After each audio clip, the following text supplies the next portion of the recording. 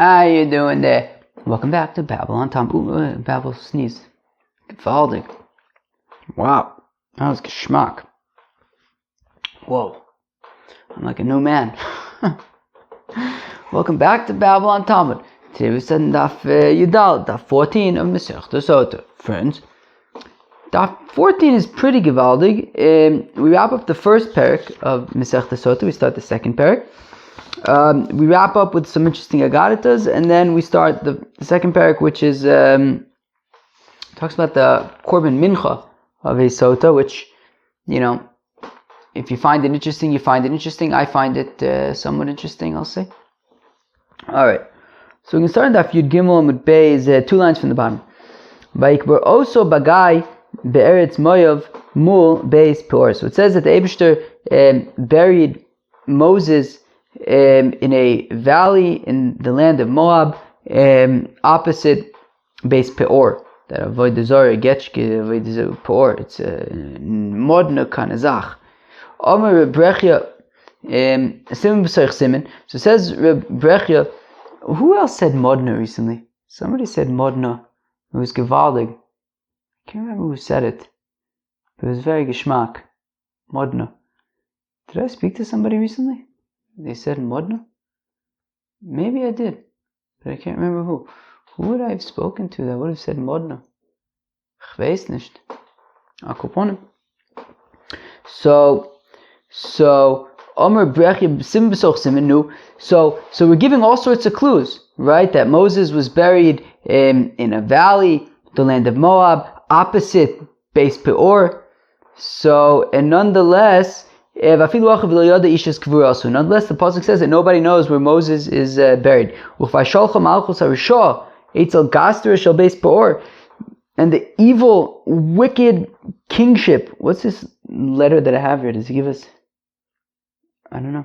Anyways, the wicked Nudniki kingship sent to the leaders of Beis Peor. Her'enu echan Moshe cover. Nu show us where Moses is buried. Amdu l'mayla nidma loim limata. They stood above, and it. Is there an echo in this room? There might be. I apologize if there is. I'm just working with what I got over here, which is very gewaldig. And yeah. Anyways, Her'enu echan Moshe cover. Show us where Moses is buried. Amdu l'mayla nidma loim limata. They stood above, and they would look down, and it would seem like Moses' grave was below them. When they would go lower, however, it would seem like Moses' grave was above them. They couldn't, they kept on sort of going to where they thought the grave should be, and they kept on not being there. It just kept on being like in the opposite direction in which they're going, if that makes sense. So they broke into two groups. And still, whoever was higher up, it seemed like it was lower down. Whoever was lower down, it seemed like it was higher up. It basically turned out to be an impossible task. So, to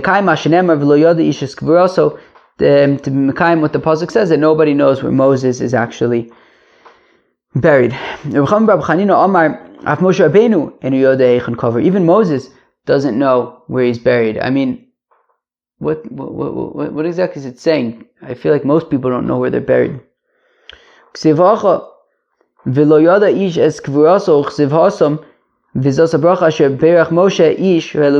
says over here, ish es kvuraso, no ish knew where he's buried. And also it says, so it says ish in both places. Therefore, when it says that in ish doesn't know where Moses is buried, it means even Moses himself doesn't know where he's buried. How come Moses was buried adjacent to or opposite Beis Peor? In order to atone for when the Yidden got attracted to Peor, which was a modna kanazach.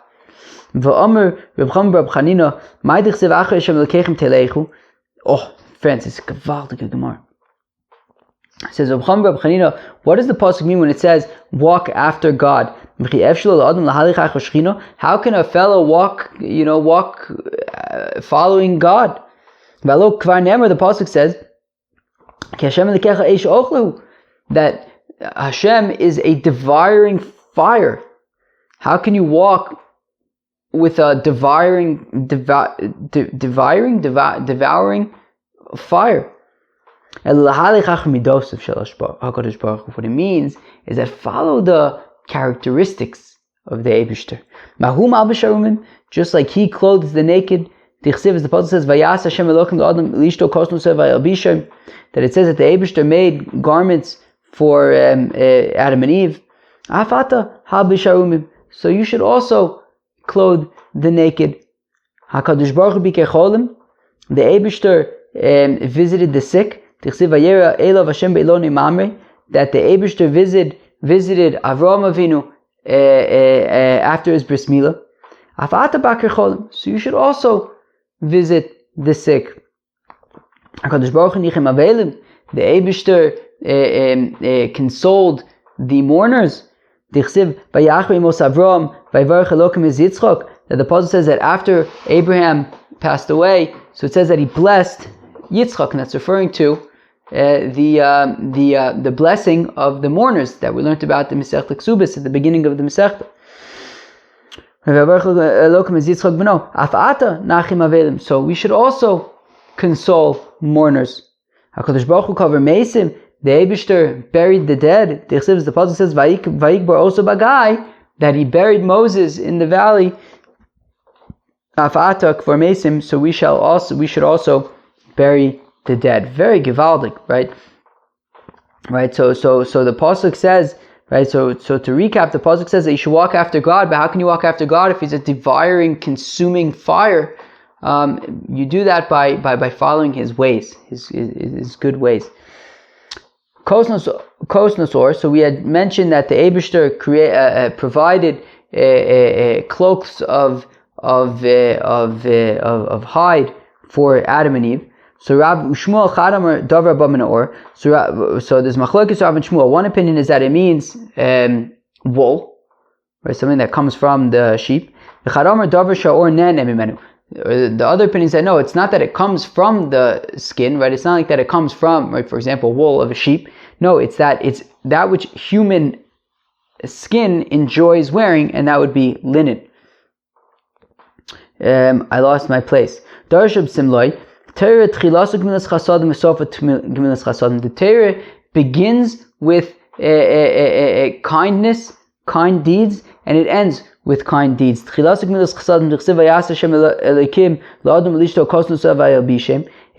Torah begins with acts of kindness, as the Pasuk says that the Eibishter provided garments for Adam and Eve. And the Torah ends with kindness, that the Eibishter buried Moses. Darsh Reb Simloi Darshan Mipnei Manisava Moshe Rabbeinu Likonis Eretz Yisrael. Oh, it's gewaldig. How come Moses, our teacher, wanted to come to Eretz Yisrael? Well, how come he was so, bent on pleading with the Eibishter to go into Eretz Yisrael? What was he so excited about? What? He just wanted to taste the fruits. That's why he had to get to Eretz Yisrael. He had to taste the pears of Eretz Yisrael. Now, of course, anybody who listens to Babylon Talmudos, I very much appreciate the pears of Eretz Yisrael. The pears of Eretz Yisrael are top notch. The figs. What else? I just got melons today. Melons, top shelf. I'm telling you, the pears of Eretz Yisrael, you don't want to miss out on that. You don't want to miss out on that. But is that why Moses needed to come into Eretz Yisrael? Because he just had to have the melon from Mizrahi fruit and vegetables and Shuk Machne Yehuda? That's why he had to come into Eretz Yisrael. So Elo, Kach Omar, Moshe, Harbe Mitzvahs, Nitztavu Yisrael, V'Miskayim El Be'eretz Yisrael. No. You know why Moshe Rabbeinu wanted to come into Eretz Yisrael? He said he can do the mitzvahs Atzluyas Ba'aretz. Things like Trumas, Maisris, Shemitah.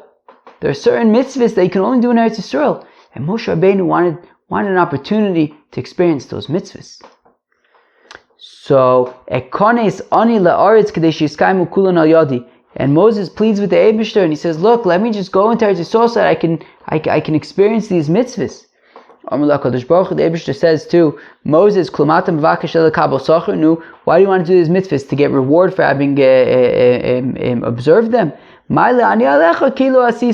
I'll trust it as if, I'll treat it as if you did them even though you didn't. Don't worry about it. Shneimar, the Pasuk says, Lochin achalik lo barabim, therefore I will apportion to him in public, v'atzumim yichalik shalo, and the strong ones will divide up the booty, tachas asher hera lamus nafsho, in exchange that of the fact that he gave himself up for death, his poshim nimna, and he held back nudniks, v'chet rabim noso, and he carried the sin of the many, and he prayed for the nudniks. Now we explain the pasuk. What does that mean?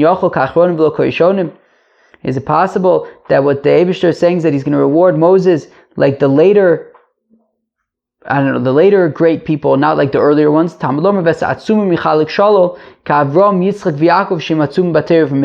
Hashem says he's going to reward Moses like Abraham, Isaac, and Jacob, that they were very strong in Torah mitzvahs. In exchange for the fact that Moses was ready to give himself up to die. As the Pasuk says, right? That Moses says to the Eibishter, says, look, if you're gonna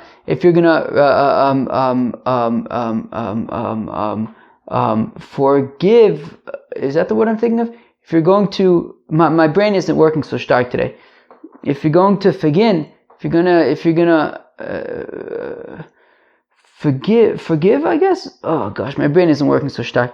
If you're going to forgive the Yidden, so givaldig. But if not, you erase me from the Torah. Ve'es poshim nimne, that he held back, he prevented nudniks. She nimna im meise midbar. I'm sorry. Ve'es poshim nimna, he was counted with the nudniks. She nimna im meise midbar, that he was counted among those who died in the desert. Right? Moses never made it to Eretz Yisrael. He died in the desert. And he carried the sin of the many, shekiper al maise ha'egel, that he atoned for the maise ha'egel, for making the golden calf, laposhim avgia, and he prays for the nudniks, shabike shachmim al poshe Yisrael, that Moses prayed for the nudniks of Israel, shiachzu b'tshuva, that they should do tshuva and return to the Eibishter. V'mpigea letfila, pigia means, right, prayer. Shneimar, the Pasuk says, "Va'ato al tuspal bada omazeh v'altiso b'aydam v'ino sfila v'altivkabi." Right, do not pray for this nation. Right, it says v'altivkabi, don't pray for me. So we see that it means lashon praying. Hadron olach amikan liishto. So we will come back to you. He who warns his wife.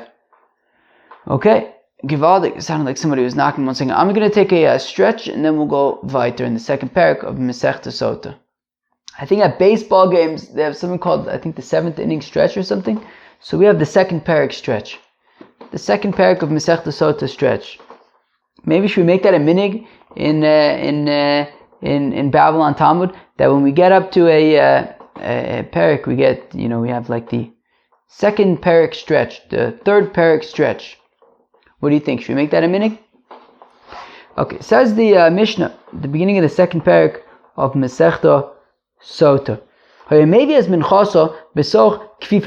the husband would bring the barley offering of his wife, who's a Sotah, and he would bring it to the Beis Hamikdash in palm bast, in some kind of basket of palm bast. V'nosna al yada kedei liyaga, and then he gives it to her, and we want to basically tire her out. We want to kind of exhaust her and drain her, so that if she had an affair, she would admit it. Now, in general, flower offerings begin and end in a klesharis, in vessels, right, holy vessels of the temple. Now, the assumption here for now is that it means that even when you bring it to the temple, you bring it to the temple in a klesharis. Whereas this barley offering of the Sotah is not in a klesharis; it's in a palm bast. All right, but then ultimately it ends up in a klesharis in the Beis Hamikdash. All flower offerings you have to put on oil. You add oil and frankincense. Whereas this offering, the flour offering of a sotah, requires neither oil nor frankincense. You don't bring either one with it.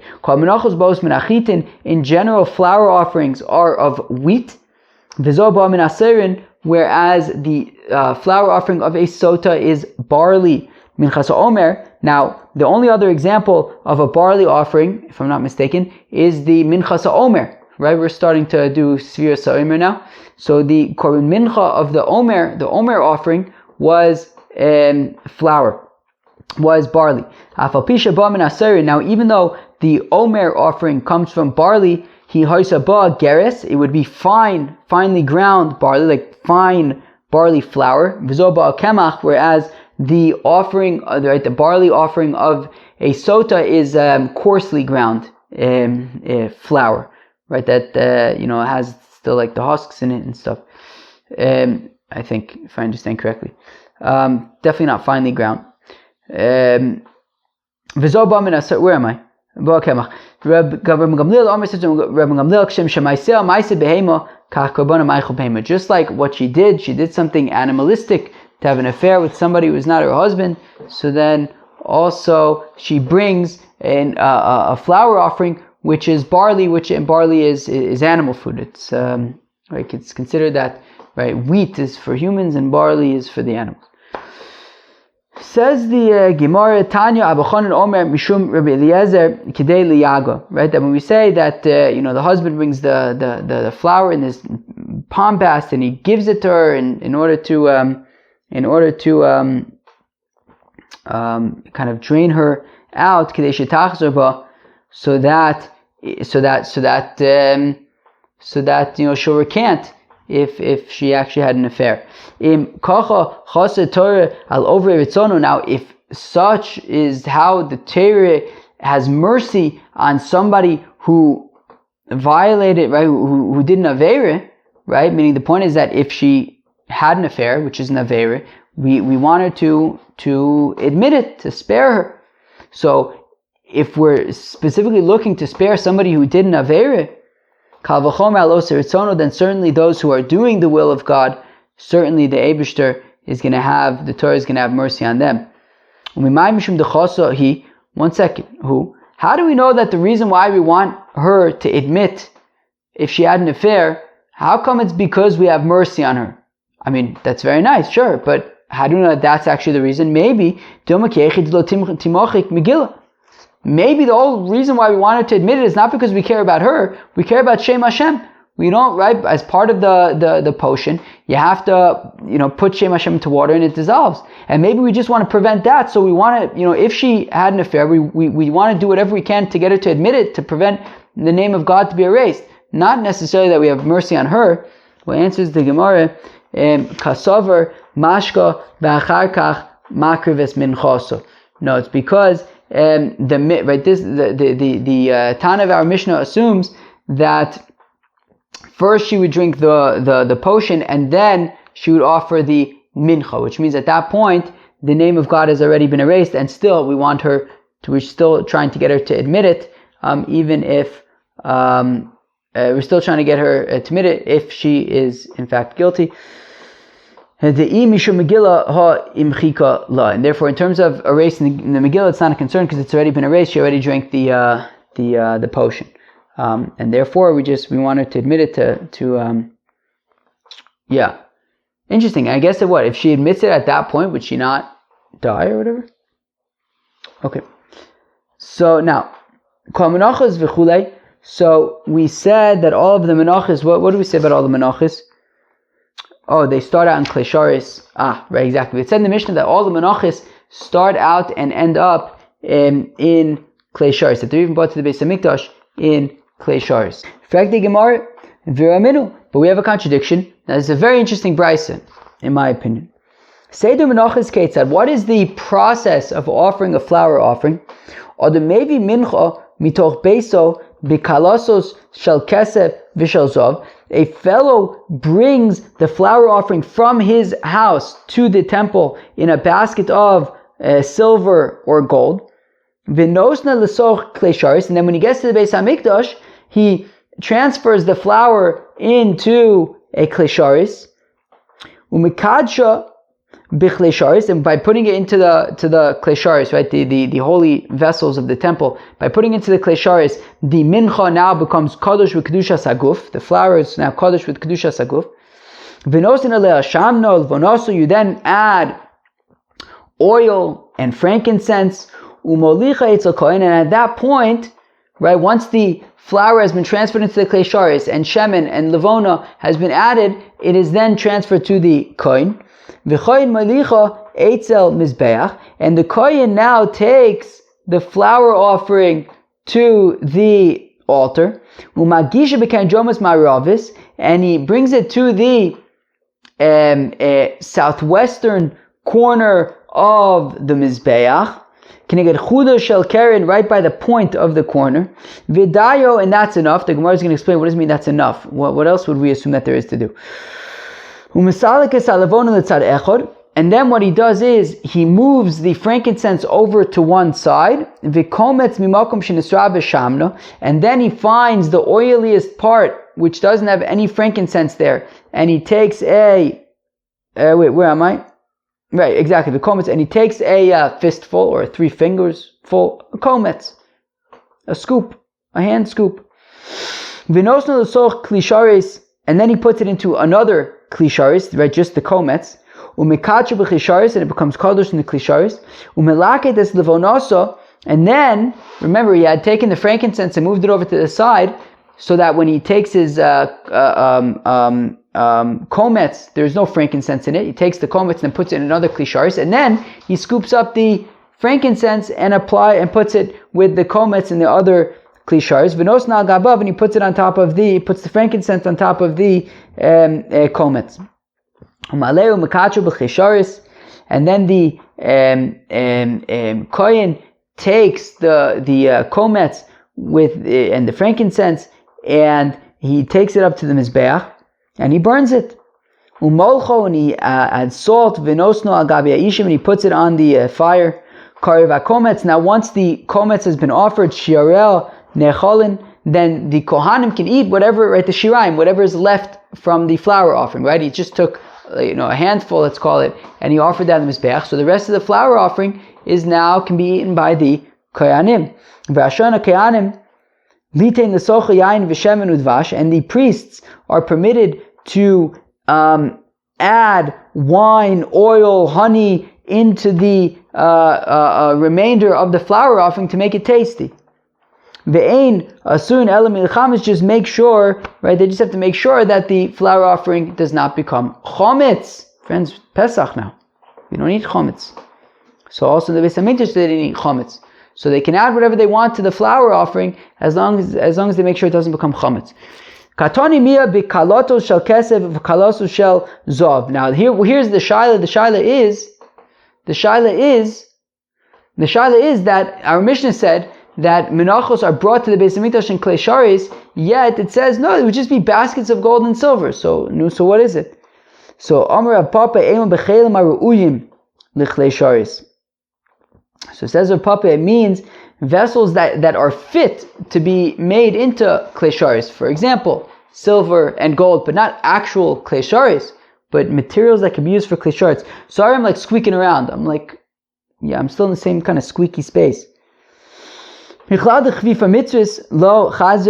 So implying, so if we're saying that the Mishnah is saying that he brings the flour offering of his wife in this what do we call it? Palm bast, and we're saying that it's not a material that can be used for klesharis. So that implies that palm bast cannot be used for klesharis, right? Kiman. Who is that like? The local Rabbi Yosef Bar Yehuda. It's unlike Rabbi Yosef Bar Yehuda. The Tanya is willing to advise that klesharis are and eights. That if you make klesharis out of wood, Rabbi Posel, Rabbi says you can't do that. But Rabbi Yosef Bar Yehuda machshav. Rabbi Yosef Bar Yehuda says that you can make klesharis out of wood, and therefore we assume that you should also be able to make klesharis out of palm bast. But over here we're saying that palm bast is not something that you can use to make klesharis. Afilutema, Rabbi Yosef Bar Yehuda. No, you can even say that Rabbi Yosef Bar Yehuda would agree that you cannot use palm bast to make klesharis, because Eimer Dam Rabbi Yosef Bar Yehuda bechashuvin I would say that Rabbi Yossi Bar Yehuda says that you can use high quality wood for klei sharis, fine. But b'pchusin mi omar, would he say that you can use palm bast for klei sharis, which is a lower quality material?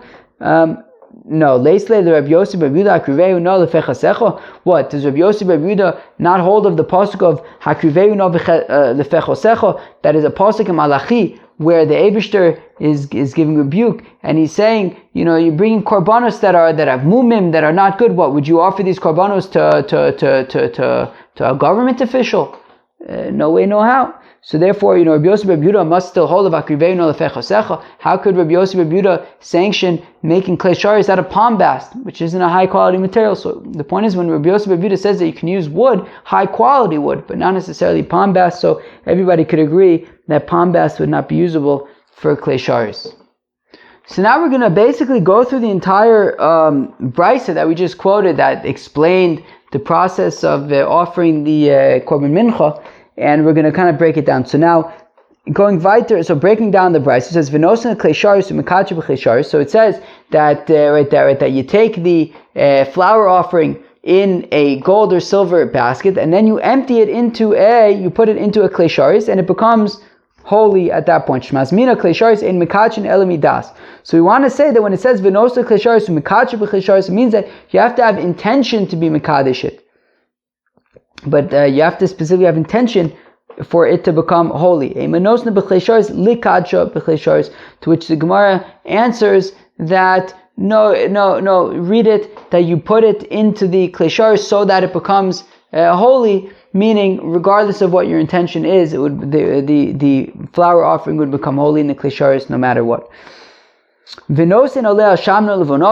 And then you put oil and frankincense on the flour.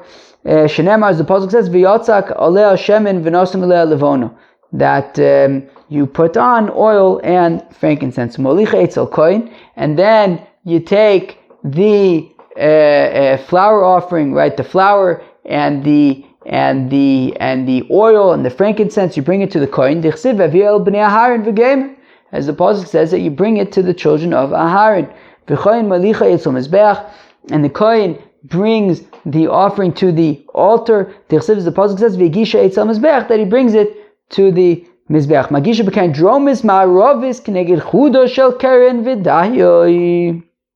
And then he takes the flour offering, right, with the oil and the frankincense, and he brings it to the southwestern point of the altar. Now this is kind of technical stuff. The best way to do this would be with the diagram, but I don't have a diagram here. So I'm going to explain it, but the best thing is really to find a diagram.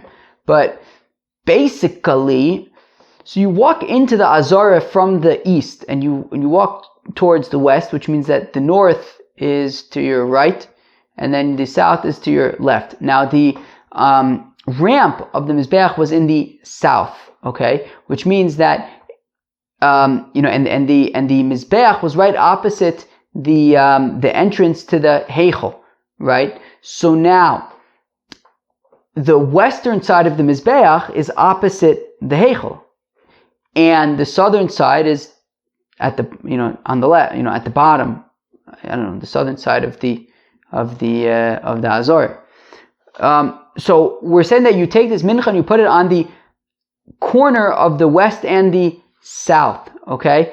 Now the west being the side of the Mizbeach that is right opposite the Heichel, and the south being, as we're going to see in a minute, what's called the Pnei HaMizbeach, the face of the Mizbeach, because I assume it's called that because that's where the ramp is, okay? So Minolon, so how do we know that you put that you bring the flour offering out to the southwestern corner? The Chsiv, as the pasuk says, "V'zos Torah mincha." This is the Torah of the flour offering. Hakriv osa bnei Aharon lefnei Hashem el pnei hamizbeach.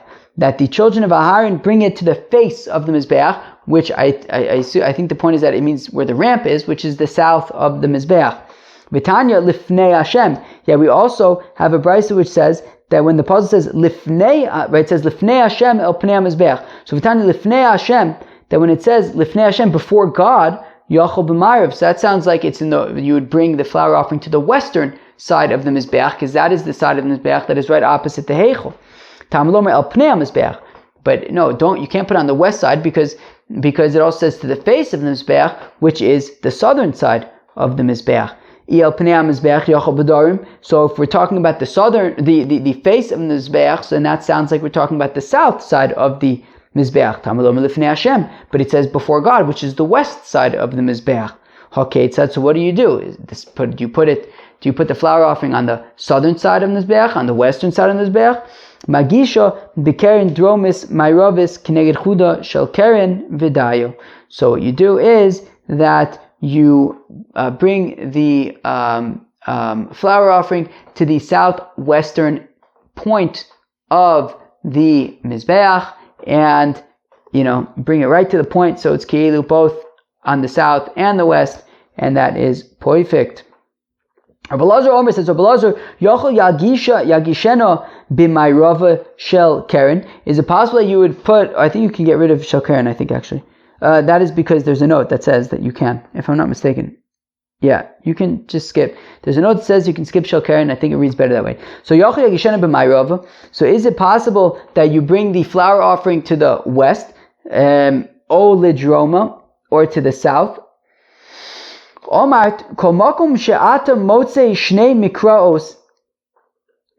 That whenever you have two verses, such as over here, we have Pnei Mizbeach and Lifnei Hashem, and if you would do one, it would satisfy both it and the other. So for example, if you would put it in the southern part of the Mizbeach, the southern side, if that could satisfy both requirements of needing Pnei Mizbeach and Lifnei Hashem, whereas if you would put it on the western side, it would only be Lifnei Hashem, but it would not be Pnei Mizbeach. So if one option would give you both, but the other option would only give you one and ignore the other, well, so of course we put aside the one that, right, the option that basically nullifies the other one. And of course we prefer and we take the option that would be both Pnei Mizbeach and Lifnei Hashem. So now, in explaining what that means, so if you say that it's Lifnei Hashem and put the mincha on the west side, okay, so it's Lifnei Hashem, but bitalta el Pnei Mizbeach bidarum. But what about Pnei Mizbeach, the face of the Mizbeach, which is the south? However, if you bring the flour offering to the southern side of the Mizbeach, which is the Pnei Mizbeach, kiyamta Lifnei Hashem b'mayrav. That is still being Mekayim, not only Pnei Mizbeach, but also Lifnei Hashem, by bringing it to the southern side of the Mizbeach. Okay, it's at how so?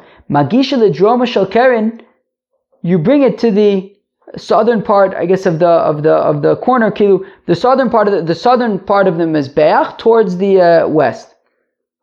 Behechon kiyamta. Now, how does that satisfy both? Right? We had initially said, according to the Tanakama, you put it in the corner. Okay, so I get it. If you put it in the corner, it's both the west and the south. But if you're putting it on the southern side of the Mizbeach, sure, maybe it's close to the western side, but you're putting it on the southern side, not on the western side. Well, then how is that satisfying Lifnei Hashem? So, Omer Rav Ashi Ksover Haitana Kule Mizbeach B'Tzofin Koi. Period. That Rabbi Elazar's opinion is that the Mizbeach was entirely in the northern part of the Azaret, which means that where the Mizbeach ends is opposite the opening of the Heichel, which means that even by putting the mincha on the southern side, it's still Lifnei Hashem. Shnikes. How in the world do I explain this? I don't know, but I'll try. According to the Tanakama, who says that you have to put the flour offering in the southwestern corner. Okay, so the only way that you can be Mekayim both Pnei Mizbeach and Lifnei Hashem is by putting it in the corner, so it's both Kilu, the west and the south. Fine. So, it's almost like a compromise. Now, the Tanakama assumes that the Mizbeach was smack in the middle of the Azara, right in the middle of the Azara, equidistant from the northern side of the Azara and the southern side of the Azara. Right in the middle was the Mizbeach. Now, according to that, the southwestern corner, right, or let's say the southern side, if you would draw a straight line from the southern side to the Heichel, so it would not be opposite the Heichel, right? It would be like by the walls of the Heichel. So therefore, according to the Tanakama, if you would put the mincha on the southern side, it would only be on the southern side, and if you would draw a straight line to the Heichel, it wouldn't be opposite the Heichel. It would be like by the southern wall of the Heichel. And therefore you have to put it on the corner in order to satisfy both. It's both on the western wall, which is the wall that's opposite the Heichel, as well as the southern wall, which is the Pnei HaMizbeach. But according to Rabbi Yehuda, actually the Mizbeach was not right in the middle, equidistant from the northern and southern walls of the Azara. Rather, the Mizbeach was entirely in the north of the Azara, and actually the southern wall of the Mizbeach, if you would draw a straight line from the southern wall of the Mizbeach, it would go right into the Heichel. Mamash go right into the Heichel. And therefore, by putting the flower offering on the southern wall, it's obviously the Pnei Mizbeach, it's the face of the Mizbeach, but at the same time, it's also opposite the entrance to the Heichel. Right? It's literally, if you draw a straight line, it'll go right into the Heichel. So therefore, says Rabbi Elazar, by putting the mincha on the southern wall of the Mizbeach, you're actually being mekayim both Pnei HaMizbeach and Lifnei Hashem. Givaldig. Now, moving on. My vidayo, what does it mean? And then that's enough, and that's it. So Amar Rav Ashi, Itzrich, I need it because Sagadaitech Amina Tiboy Hagoshas Mincha Gufa. I may have thought that it's not enough to take the klesharis that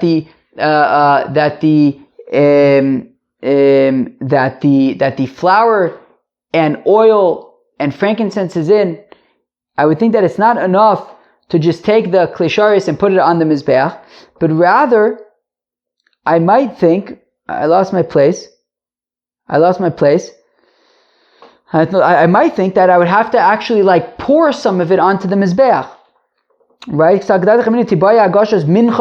mincha, the flour offering itself, would have to come in contact with the mizbeach. Kamash malon. That no, you can even bring it in the vessel at that point. Maybe I'll say that taka, the mincha does have to touch the mizbeach. It does have to be poured onto the mizbeach. Or Makra, the pasuk says ve'kriva ela koyin ve'gomer ve'gish al mizbeach, that he brings the flour offering to the priest, and then the priest brings it to the mizbeach. Ma'akrova etzel koyin bechli, just like when the person brings the flour offering to the priest in a vessel, it's in a vessel. Afagosha etzel mizbeach bechli. Also, when the koyin initially brings it to the mizbeach, it is in a vessel.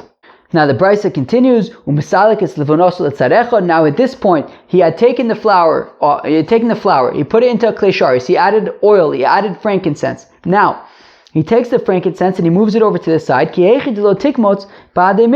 that when he takes his komets, his fistful, it is there won't be any frankincense in there. If he took the fistful and there was a rock in there, a pebble in there, or garger melach, or a shtickle, or a grain of salt, a quart levono, or some frankincense, possible. It doesn't work. It has to be a pure fistful, right? And if you have anything else in there, then you're not going to have a full fistful. So therefore, you have to move the frankincense over to the side. And then he takes the fistful from the part of the flour that has lots of oil. Minolan, how do we know this? The Chsiv, as the pasuk says, Sotah umishamna, from the flour and the oil. It says in the pasuk, Migirso umishamna, or from its very, very fine flour and oil.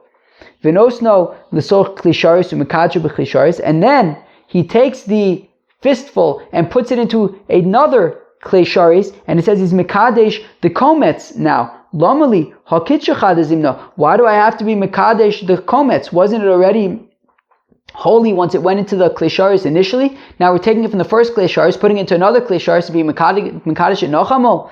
How come? Midi dehava adam. Well, it's like the blood.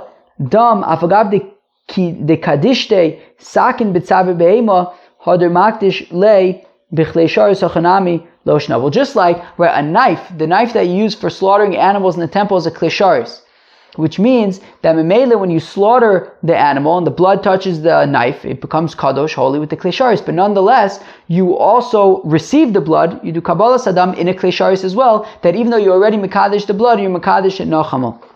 Okay, fine. So here also it's the Zal Bazach that even though yes, he had already put the flour into the klesharis and it became holy, but now he takes the komets and puts it into another klesharis and it becomes holy nachamol.